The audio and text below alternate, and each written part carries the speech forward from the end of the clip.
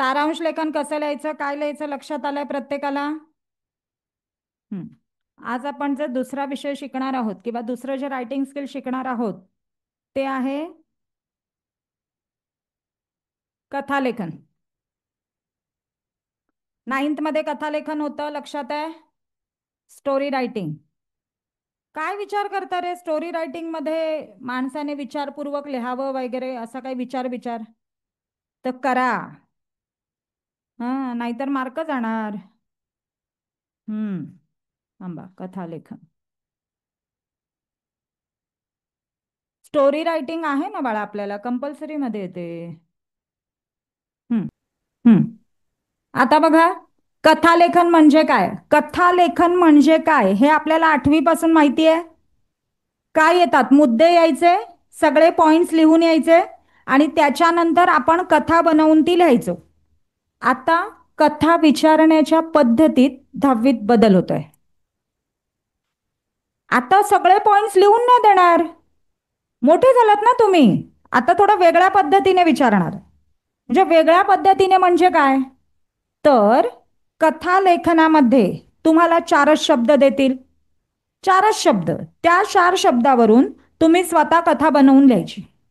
किंवा तुम्हाला कथेचा फर्स्ट पॅराग्राफ देतील आणि त्याच्यावरून तुम्ही पुढची कथा स्वतः बनवायची. किंवा लास्ट पॅराग्राफ देतील आणि तुम्ही कथा स्वतःवरची क्रिएट करायची.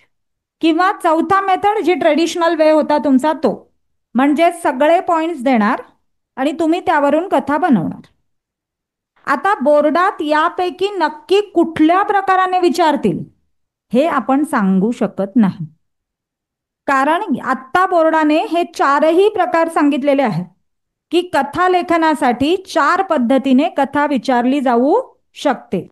पूर्ण मुद्दे देऊन, 4च शब्द देऊन, कथेचा पहिला परिच्छेद देऊन किंवा कथेचा शेवटचा परिच्छेद देऊन.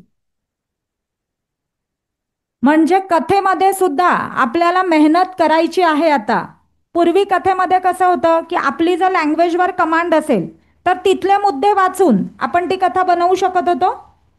आपल्याला जर भाषा आपली चांगली असेल तर आपल्याला ते मुद्दे वाचल्यानंतर कळायचं आणि आपण ती कथा लिहू शकत होतो. आता आपल्याला यावर मेहनत करावी लागणार आहे, कारण आता नेहमीच मुद्दे येतील असं गरजेचं नाही. त्यामुळे तिथे मेहनत लागणार. त्याचप्रमाणे कथेमध्ये वापरता येतील अशा म्हणी, म्हणी म्हणजे मुहावरे कहावते असतात हिंदीमध्ये, तसंच मराठीमध्ये सुविचार आणि म्हणी असतात. तर ते सुद्धा आपल्याला आले पाहिजे. मी नंतर सांगणार की आपण नॉर्मली ज्या सिच्युएशन्स आपल्यामध्ये येतात म्हणजे इथे कव्हर होतात त्यानुसार आपण त्या कशा पद्धतीने म्हणींचा वापर करू शकतो. आता बघा, विद्यार्थ्यांची कल्पनाशक्ती, कल्पनाशक्ती आपली एकदम स्ट्रॉंग आहे ना. इमॅजिनेशन पॉवर एआय ला द्यायचं नाहीये करायला, आपल्यालाच करायचं. हा, कल्पनाशक्ती आणि नवनिर्मिती म्हणजे छान लिहायचंय आपल्याला, सुंदर आणि सृजनशीलतेला वाव देणारा हा विषय आहे. संस्कृतमध्ये असं म्हटलं जातं, कथ्यते इथी कथा, म्हणजे जी सांगितली जाते. कथा सांगणं किंवा कथा लिहिणं ह्याला सुद्धा टॅलेंट लागतं, प्रतिभा लागते, है ना. बघा, एखादा माणूस एखादी गोष्ट बोलत असेल अगदी डल फेसने, हळू हळू हळू, समोरचा बोर होईल की नाही? होणार ना. तीच जर एखाद्याने आवाजाचा चढउतारांचा वापर केला, त्याच्यात डायलॉगचा वापर केला, त्यात मध्ये मध्ये तुम्हाला प्रश्न विचारले, तुम्ही त्यात ऍक्टिव्ह झालात, तर तुम्हाला ती कथा ऐकायला मजा येईल की नाही? कथा सांगणं ही सुद्धा एक कला आहे आणि ती ज्याला जमते त्याला कथालेखन जमतंच. कथा ही आपल्या कल्पनेने, विचाराने आणि सृजनशीलतेने, थोडक्यात आपल्या बुद्धीचा वापर करायचा आहे. करायचा आहे ना? हा, विचार करताय करायचा की नाही? फक्त एकच हो आला. ती पूर्णतः काल्पनिक किंवा सत्य घटनेवर आधारित असू शकते. मुख्यतः तुम्ही जर का बोर्डाचे जुने पेपर पाहिलेत तर तुम्हाला मॉरल स्टोरीज विचारल्या जातात. तात्पर्य ज्यात असतं ती स्टोरी. म्हणजेच लहानपणी जर तुम्ही अकबर बिरबल, पंचतंत्र असे स्टोरी बुक्स वाचले असतील इंग्लिशमध्ये, तरी तुमचा कथालेखनामध्ये तुम्हाला त्याचा फायदा होतो. मग मराठी हिंदीत दोन्हीतही होतो. मॉरल स्टोरीजच येतात आपल्याला बोर्डात, ज्याच्यातून काही ना काहीतरी बोध असतो. हं. आधारित असूनही कथेच्या रूपात मांडली जाऊ शकते, कथेतून आनंद मिळतो आणि विचार सुद्धा असतात. लहानपणी वाचली असेल ना स्टोरी, तो शेतकरी होता, त्याचे चार आळशी मुलगे होते, मग त्यांना सुधारण्यासाठी काय केलं? हा, लाकडं दिलेली ना, आधी एक एक लाकूड दिलं, मग त्या मुलांनी काय केलं, असं तोडलं, हा, आणि मग चार लाकडं एकत्र बांधली, है ना, चार स्टिक होत्या, मग त्या एकत्र बांधल्या. मग त्या मुलांना सांगितलं त्या शेतकऱ्याने, आता तोड. मग त्या मुलांना लगेच कळलं, कसं काय कळलं? एकीचं बळ, हा, युनिटी मे स्ट्रेंथ आहे, लगेच कळलं. अशा काही काही स्टोरी वाचल्यात ना लहानपणी, ससा कासवाची गोष्ट. हा, मग आजच्या काळात कासवाने काय केलं असतं? हा, अरे काहीतरी केलं असतं ना नवीनच्या काळातलं त्याने. मोबाईल चालवला असता, अरे रे, मग तर तो झाडाखाली मोबाईल चालवत बसला असता. अगं पण तो ससा झोपला होता. हा, कासवाने स्केटिंगचा वापर केला असता, है ना, स्केट्सने तो फास्ट गेला असता ना. पण कथेला विषयानुसार पात्र, घटना, तर्कसंगत विचार, तर्कसंगत म्हणजे लॉजिकली करेक्ट पाहिजे जे आपण लिहितो ते, हा, यांनी फुलवणे हे लेखन कौशल्य आहे. कथालेखन म्हणजे गोष्ट रचून ती लिहून दाखवणे. रचून म्हणजे तयार करून. हे वाक्य लिहून घ्या डेफिनेशन म्हणून, नवीन पेजवर येणारा, नवीन पेजवर. कथालेखन, कथालेखन लिहिण्यात क्रिएटिव्हिटी आहे, तिथे शुद्ध मराठी. तुम्ही बोलता ती मराठी नाही. आपल्या मराठीत मराठी, हिंदी, इंग्लिश, काही आपले सद्विचार, मित्रांशी बोलताना सद्विचार, हो हो हो, मुलांची सुभाषित जरा वेगळ्या लेवलची आहेत ना आमच्या, ती बोर्डवाल्यांना कळायला नको. हं. आता बघा, कथालेखनासाठी लक्षात ठेवण्याचे मुद्दे हे आधी नीट समजून घ्या. कथालेखनासाठी दिलेले मुद्दे, तिथे जे पॉइंट्स तुम्हाला लिहून देतील ते नीट काळजीपूर्वक वाचायचे.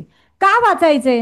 कारण त्यावरूनच आपल्याला कथेचा आशय कळतो, म्हणजे कशाबद्दल कथा आहे ते कळतं, विषय कळतो, शीर्षक टायटल ठरवता येतं, आरंभ शेवट सगळ्या गोष्टी आपण पॉइंट्स वाचूनच ठरवतो. मग कथालेखन सुधारण्यासाठी काय करावं लागेल? वेगवेगळ्या कथा वाचाव्या लागतील. मी नेहमी म्हणते ना, रायटिंग स्किल हे वाचनानेच सुधारतं. रीडिंग शिवाय कोणाचंही रायटिंग स्किल सुधारणार नाहीये. कथेची मध्यवर्ती कल्पना लक्षात घ्यायची, म्हणजे कथा नक्की कशाबद्दल आहे ते ठरवायचे आपल्याला. गोष्ट लिहिणे प्रथम सोपे वाटते, परंतु ती लिहायला गेलो की आपल्या लक्षात येतं की ती किती कठीण आहे. गोष्टीला सुरुवात कोठून करावी, कशी करावी, हे बघा, स्टोरी रायटिंग, हे स्टोरी तो आहे ना, वो तो मैं लिख दूंगा, असंच आपल्याला वाटतं. तुम्ही घरी जाऊन एखादी कथा लिहायला घ्या बघा, चार पाच ओळी पटपट पटपट आपण लिहितो, त्याच्यानंतर त्याच्यानंतर ब्लँक.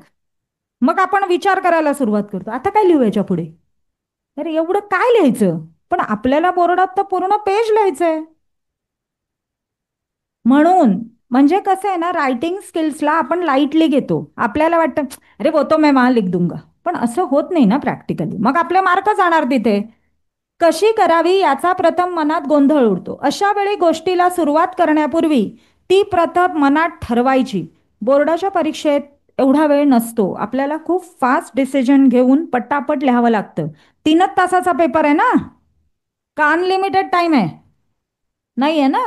नंतर जेणेकरून वाचणाऱ्याला ती कळली पाहिजे, समोर घडते असं वाटण्यापेक्षा काय लिहिलंय ते समजलं पाहिजे, ते फार महत्वाचं आहे. मुद्द्यांमधून सूचित होणाऱ्या घटना क्रमाने समजून घेणे. सिक्वेन्स असतो ना प्रत्येक गोष्टीला एक, तो सिक्वेन्स फॉलो झाला पाहिजे. नाहीतर एखादा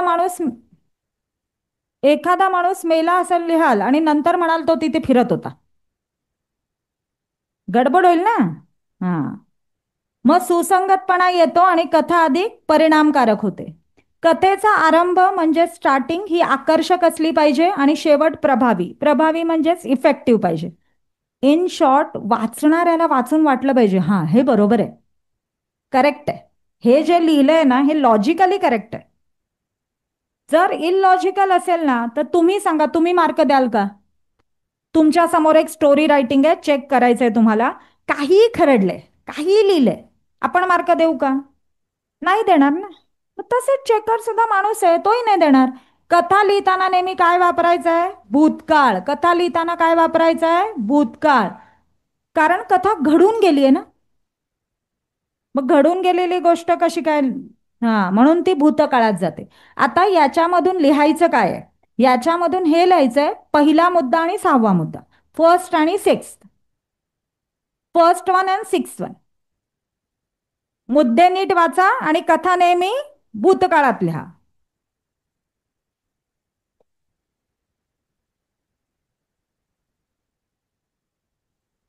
कथा लेखनाची ही गोष्ट लक्षात ठेवा, भूतकाळवाली. काळ जर चेंज झाला ना, मार्क जाणार आपले.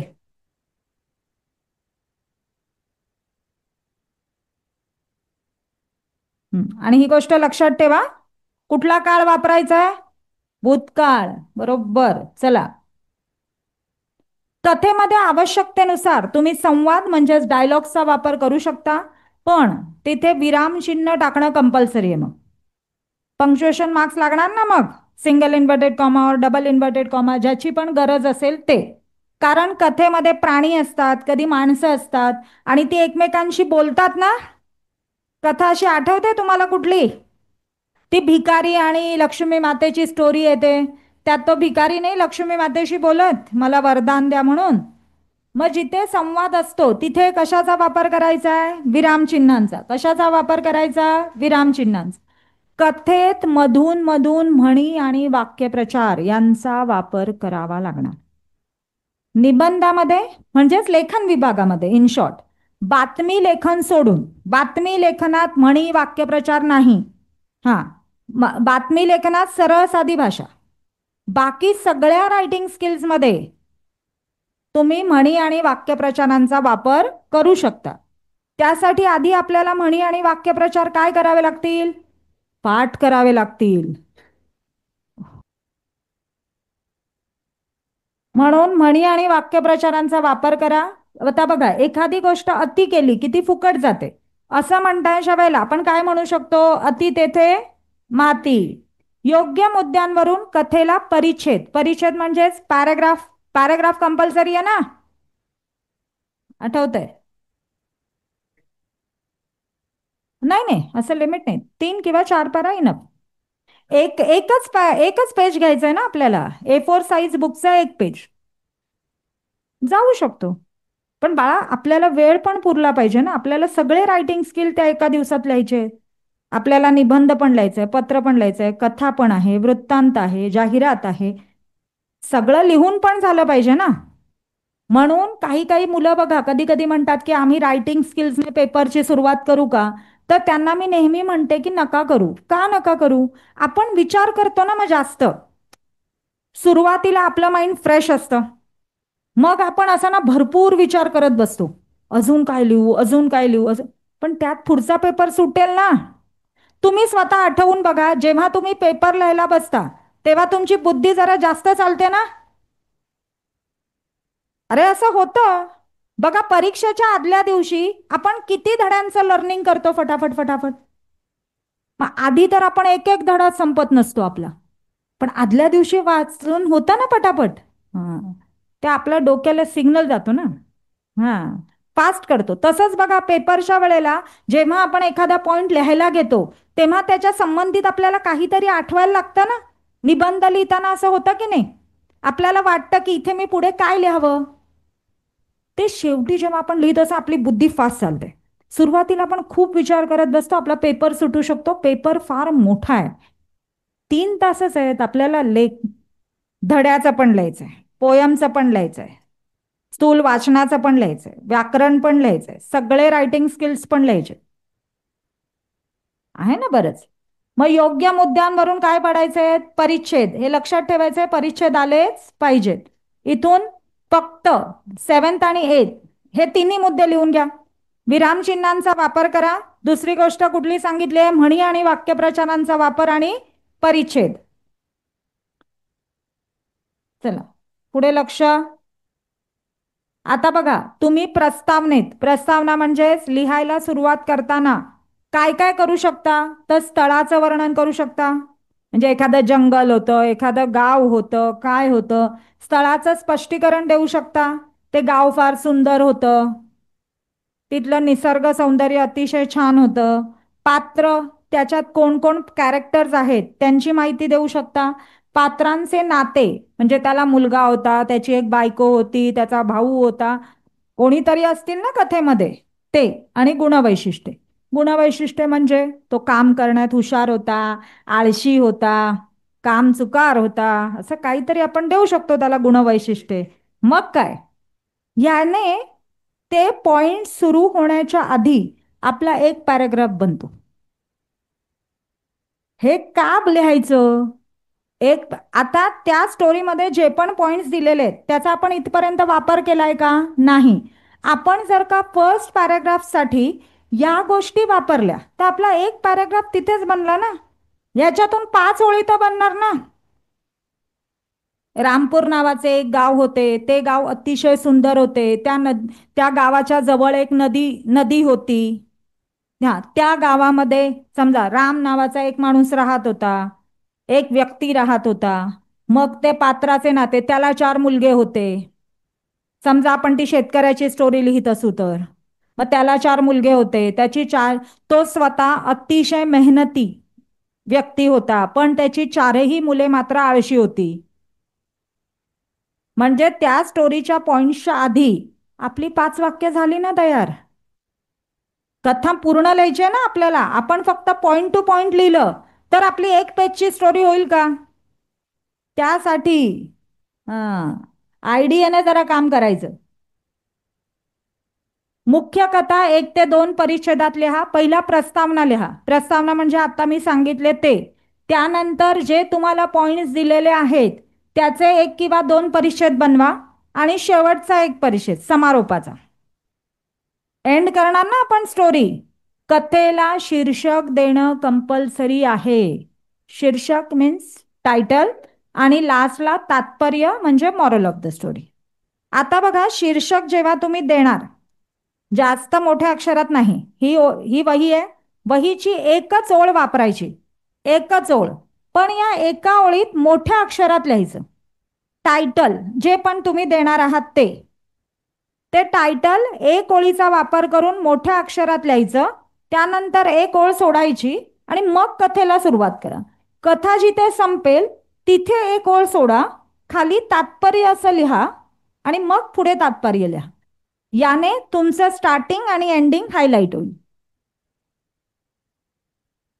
2 ओळी नको वापरू, ते खूप मोठं वाटतं. एकाच ओळीचा वापर करायचा आणि मोठ्या अक्षरात लिहायचं. कथेला योग्य शीर्षक द्या आणि कथेचे तात्पर्य लिहिणं आवश्यक आहे. म्हणजे शीर्षक आणि तात्पर्य गरजेचे. तुमच्या पेपरमध्ये जो तुम्ही उत्तरपत्रिका लिहिणार आहात त्या उत्तरपत्रिकेमध्ये तुमची कथा इतकी सुंदर दिसावी अशी आमची आशा आणि अपेक्षा आहे, है ना. जर सुंदर अक्षरामध्ये टायटल लिहिलंय, शेवटी तात्पर्य आहे आणि मध्ये अशी व्यवस्थित कथा दिसावी. इथपर्यंत यायचंय आपल्याला प्रेझेंटेशनच्या दृष्टीने. कारण सरळ साधी गोष्ट आहे, भारतामध्ये पहिलं प्रेझेंटेशन बघतात ना. आपण समजा आता क्लासला येताना असे कसे झोपेजला कपडेमध्ये उठून आल्यावर कसं दिसेल ते विचित्र. आपण नीट आलो, व्यवस्थित आलो तर नीट दिसू ना माणूस. तसंच आपला पेपर सुद्धा नीट दिसला पाहिजे समोरच्याला, जो चेकिंग करणार आहे त्याला. म्हणून प्रेझेंटेशनवर लक्ष द्या. लिहून बघ ना, पूर्ण 1 पान होणार. लिहायची आहे.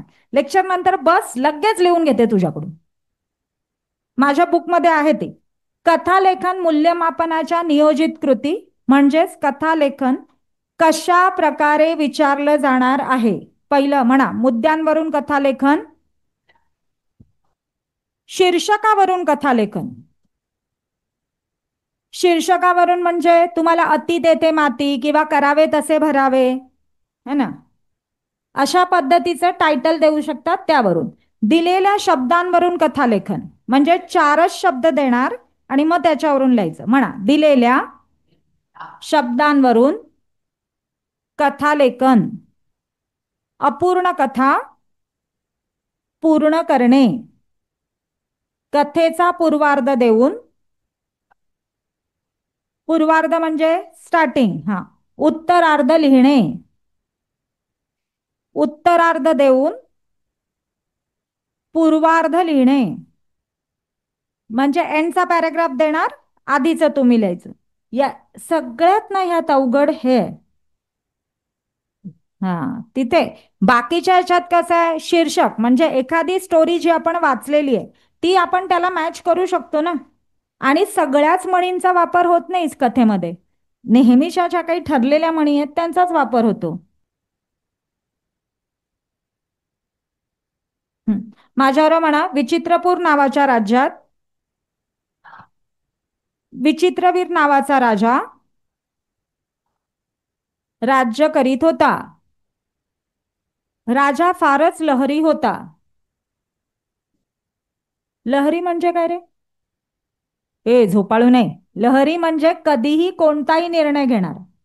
हा, मेरा वचनी है शासनवाला. हा, मी ठरवलं म्हणजे माझंच खरं असं. हा, कुठलाही निर्णय तो अचानक घेत असे. त्यामुळे सारे दरबारी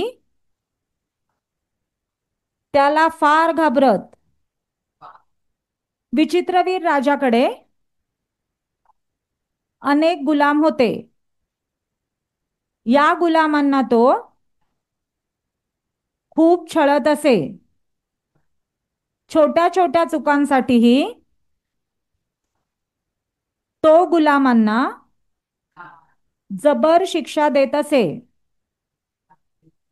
असेच एकदा राम नावाच्या गुलामाकडून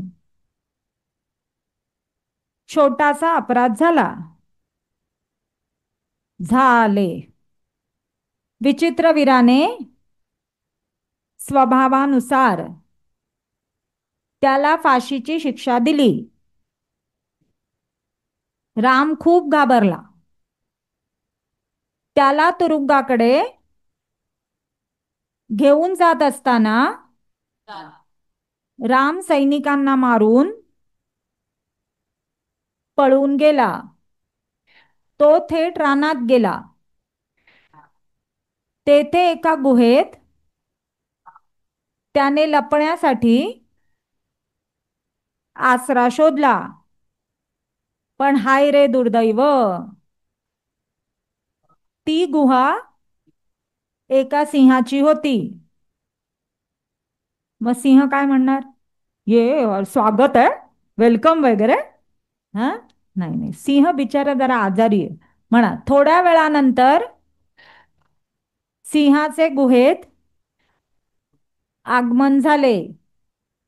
सिंहाला पाहून रामची भीतीने गाळणच उडाली. हा काय वाक्यप्रचार आहे ना?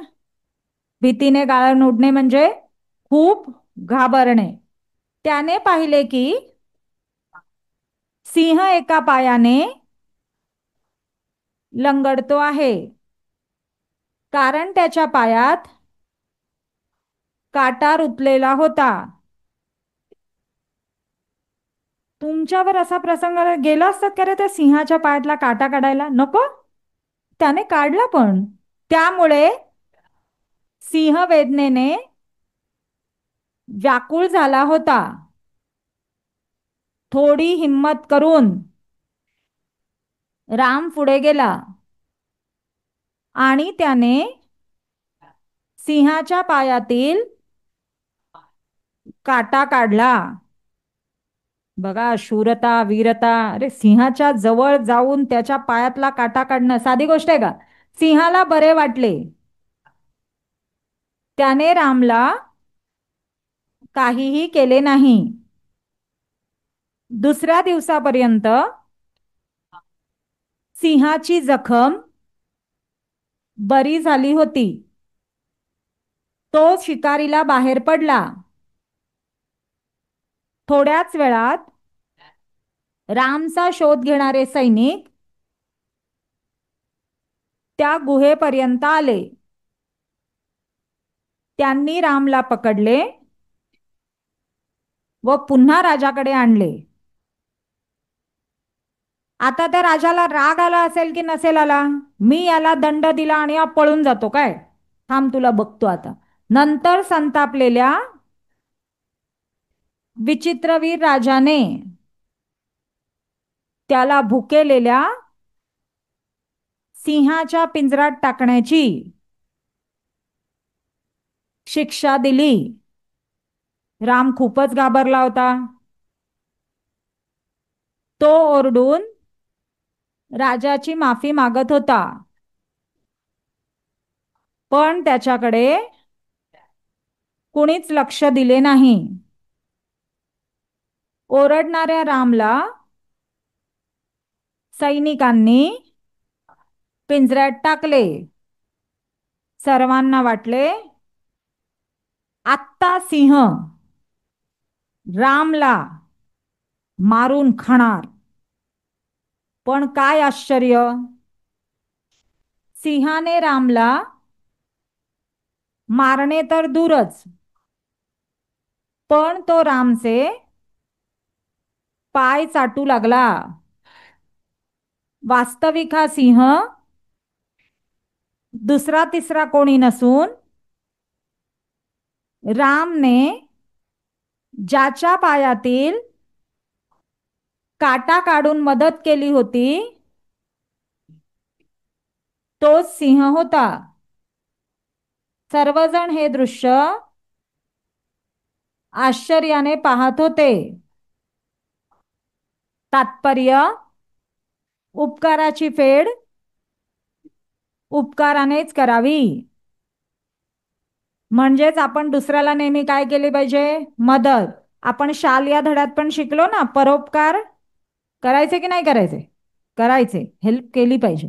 फक्त परीक्षेच्या वेळेला कोणी कोणाला मदत करायची नाही. हा, सेहत के लिए हानिकारक आहे वो. हा, आता बघा, अति तेथे माथी ही कथा आपण इथे बघतोय. ही कथा आपण नाही का प्रत्येक रायटिंग स्किल बरोबर एक उदाहरण लिहितो. लिहितो ना? हा, तर पत्राबरोबर कथेबरोबर एक उदाहरण आपण लिहितो. तर आपण ही स्टोरी लिहिणार आहोत. पहिला आपण एक एक स्लाइड वाचू. हा, एवढं घाबरून जायची गरज नाहीये, ती एवढीच आहे स्टोरी. लगेच टेन्शन येतो एकेकाला. म्हणा, रामपूर गावामध्ये सोहनलाल नावाचा एक सावकार राहत होता. तो अतिशय लोभी होता. सोन्याची तर त्याला विशेष आवड होती. आजच्या काळात असता तर त्याला कळलं असतं सोन्याची किंमत, है की नाही? एके दिवशी गावात एका साधूचे प्रवचन होते. प्रवचनात म्हणा, एके दिवशी गावात एका साधूचे प्रवचन होते. प्रवचनात साधू महाराजांनी सांगितले की, हे बघा इथे विरामचिन्हांचा वापर आलाय की नाही? सांगितले की म्हटल्यावर आपण जर मनापासून परमेश्वराची भक्ती केली तर परमेश्वर आपल्या सर्व इच्छा पूर्ण करतो. आता बघा इथे हे लक्षात ठेवा, तुम्ही देवाला कसा नमस्कार करता? की आई बघते मग करता की स्वतःच्या मनाने करता? स्वतःच्या मनाने करता. अच्छा अच्छा, मग परमेश्वर बघेल जरा तुमच्याकडे. अरे, 99% मेहनत, पण 1% लक फॅक्टर आहेच ना. 99% आपली मेहनत लागते, पण आपण जे वाचून गेलो तेच परीक्षेत येणं, याला परमेश्वराची कृपा म्हणतात. आणि आपण जे सोडलंय तेच नेमकं परीक्षेत येणं, याला परमेश्वराची अवकृपा म्हणतात. है ना? पूरा सब कुछ पढ़ा लेकिन जो 4 क्वेश्चन आपने छोड़ दिए वही एग्जाम में आ गए. असं होतं ना कधी कधी. किंवा कधी कधी असंही होतं, परीक्षेच्या दिवशी सकाळी आपण जे वाचलं नेमकी तीच स्टोरी किंवा तोच निबंध येतो की नाही पेपरमध्ये. मग सोहनलाल हे ऐकून खूपच खुश झाला. त्या दिवसापासून परमेश्वराची भक्ती करू लागला. बघा, आपण संतवाणी शिकलो ते यासाठी शिकलोय ना, की आपण देवाची भक्ती, म्हणूनच आपल्याला संतवाणी देण्यात आली आहे, की परमेश्वराचं नाव घ्यायला सांगितलंय ना. म्हणतात ना, संतांनी सांगितलं ना, हरिमुखे म्हणा, हरिमुखे म्हणा, म्हणजे परमेश्वराचं नाव घ्या. दिवस रात्र अगदी मनापासून परमेश्वराच्या भक्तीत तो रंगून जाऊ लागला. असे बरेच दिवस निघून गेले. त्याची भक्ती पाहून एके दिवशी परमेश्वर त्याच्यावर प्रसन्न झाला. परमेश्वराने त्याला दर्शन दिले आणि सांगितले, माग तुला काय हवे ते. परमेश्वराचे हे शब्द ऐकताच सोहनलालचा लोभीपणा, लोभीपणा म्हणजे ग्रीडीनेस, लालशीपण जागृत झाला. तो परमेश्वराला म्हणाला, अच्छा पहिला आता एवढं लिहा, मग आपण नेक्स्ट स्लाइड वाचू आणि मग ती लिहू.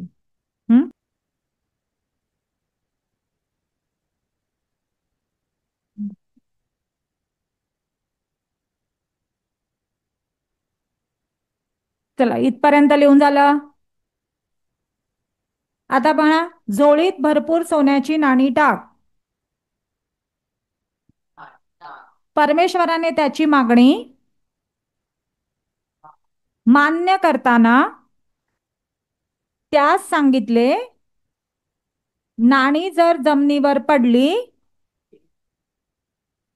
तर त्याची माती होईल. लोभीपणामुळे सोहनलालने त्याकडे लक्ष दिले नाही. परमेश्वर सोहनलालच्या झोळीत सोन्याची नाणी टाकू लागला. हळूहळू संपूर्ण झोळी सोन्याच्या नाण्यांनी भरून गेली. तरीही सोहनलाल देवाजवळ मला अजून सोन्याची नाणी दे असे सांगत होता. आणि अचानक सोन्याची नाणी झोळीत जास्त झाल्याने झोळी फाटली आणि सर्व नाणी जमिनीवर पडून त्यांची माती झाली. हे पाहताच सोहनलालला अतिशय दुःख झाले आणि त्याच वेळेला परमेश्वरही अंतर्धान पावले. अंतर्धान पावले म्हणजे तिथून निघून गेले. मायथॉलॉजिकल सिरियल्स बघितल्यात ना, तथास्तु, फिर वो गायब हो जाते हैं. तात्पर्य, माणसाने कधीही अतिलोभ करू नये. आता लिहा. झालंय सगळ्यांचं लिहून? ओके, लिहा. कथा लेखनाबद्दल आपण काय काय लक्षात ठेवलं पाहिजे? वाक्यप्रचार आणि म्हणींचा वापर. यासाठी म्हणींचा वापर ही गोष्ट फार महत्वाची आहे. आठवत्या, आठवीत आपल्याला म्हणी होत्या. आठवी पासून म्हणजे बोर्डाने आठवीत आपल्याला म्हणी शिकवल्या होत्या. एका धड्याच्या एक्सरसाइज मध्ये होत्या. आणि तिथून म्हणजे मुलांनी म्हणी शिकाव्यात अशी ती आशा आणि अपेक्षा होती, की म्हणी शिकाव्यात आणि म्हणींचा वापर आपण करावा.